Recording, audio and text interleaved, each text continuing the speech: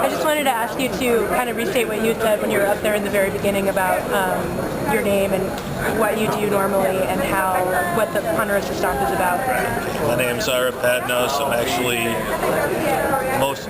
most of my time I work as a anesthesiologist up in a trauma center. I joke I go to work at the Knife and Gun Club every day because unfortunately I see too many people getting shot or do a lot of weird, crazy things. I work for Louisiana State University's medical school and mainly based out of, I guess now the official term for it is the University Temporary Hospital, or that's until they build a new hospital thing.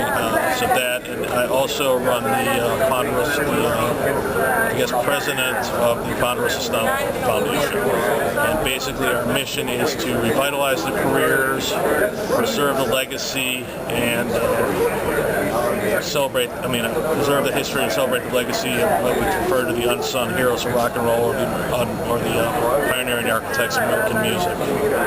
Basically, the idea is we're interested in trying to get the musicians who form a large part of rock and roll in the broadest sense, the recognition, and also keep them playing and getting them out there, because lots of them really are in economic situations where they're not really doing gigs, they put down their instruments, or they're just not doing much, and they really are really vital if someone gives them a chance and gets them back out there and playing.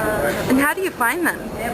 Well, in the beginning, I wish I had great Elm Lomax road stories, but some I do, but a lot of it was just trying to find phone or get on the internet, Googling and trying to use anywho.com and trying to find them. But now it's kind of funny because now they actually went and told their friends, and then the friends call, and we get introductions, or we go see someone and they'll hear about the festival and they'll track us down. So it's an actual foundation that's a nonprofit? Yes, we're a 501c3. Basically, the Ponderosa Stomp is just one aspect of our programming. We have once a month we collaborate with the Ivy Museum of Art in New Orleans on a performance interview with one of the musicians. We're currently building a museum co-curating museum exhibit at the Louisiana State Museum on Louisiana rock music history, the secret history of rock and roll there. We're going to be doing 3 shows at Lincoln Center in the summer, and we're engaged right now in a volunteer project with Xavier University of New Orleans. We have 75 students. We're doing bringing artists to one of the mission schools in New Orleans, but we haven't been able to do that as much. Is the defining kind of characteristic of the artists that you book their age, or do you try to keep it regional, national, American rock and roll from a certain period? Or well, what we basically decided was that we thought we'd take a regional approach to rock and roll. Basically came from the South in the broadest sense, and we brought it's mainly, but we booked it all over. It goes all over the place. The idea was just to book people whose records we felt were worthy and influential.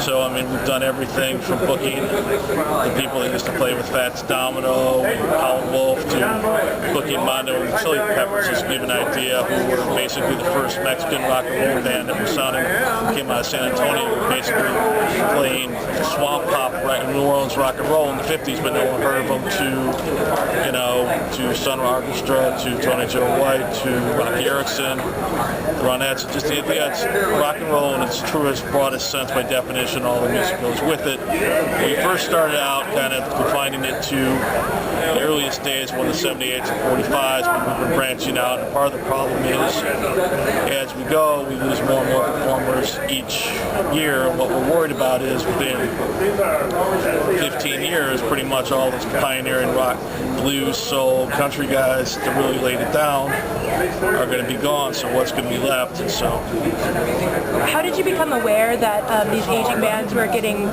underbooked or poorly booked in mixed-matched lineups that they shouldn't be playing or not promoted well? Well, we would go out, we've always wanted to go see someone, and when you finally came to town, it's like, God, this band is horrible. You have to sit through 20 covers of this band to go see them, or why isn't this booking them? And we just finally said, all right, let's make sure sure we can do it where we can see them the way we want.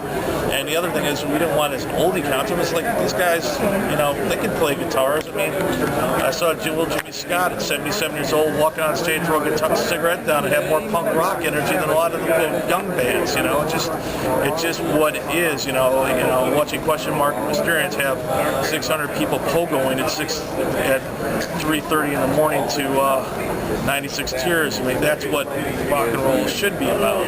It's, you know, it's like dancing, the fun, the joy, the rebellion, and that's kind of, they still have it. I mean, it's kind of the thing is, people forget as musicians get old. You know, the idea was, well, if these musicians could get older, why can't other people get older if they can still bring it? Yeah. What kind of audience are you is responding to that? We have it all over the place. I mean, we've got 19-year-old guys, mohawk and punk shirts, mohawks. We've got 75-year-old British record collectors. We've got, we've got guys coming in nudie cowboy outfits. It's all over the place. We've got people dressed up as 50s girls in 50s poodle skirts, rockabilly guys. It's all over the place.